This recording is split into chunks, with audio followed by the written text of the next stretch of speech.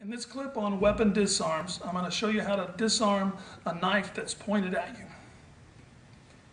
A knife in close range is a serious threat, perhaps even more than a gun, because a gun's only threatened if it's pointed at you. As long as he's holding the knife, it's very dangerous. So we want to make sure you only use a knife disarm as a last resort.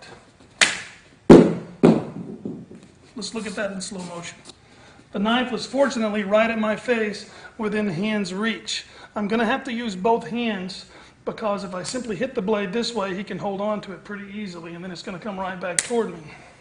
So I put this hand here to stop the wrist from moving. And in slow motion, what happens is when the wrist is moved like this, you can see his fingers start to open.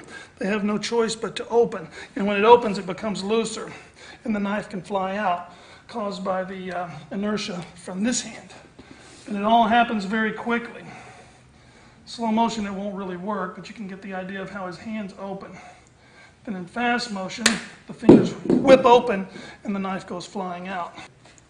But let's say the knife is a little lower. Now it's hard for me to get my hands down here like this to make it work. Very simply, you just stand up and reverse the position of your wrists. The lower the hand, the easier it is.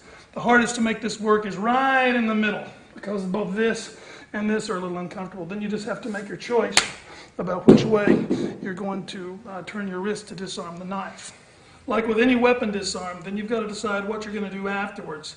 Are you going to go for the knife and try to fight the guy? Are you just going to make your getaway? Our rule here at South Miami Taekwondo is the 4 rules of knife fighting are you will get cut.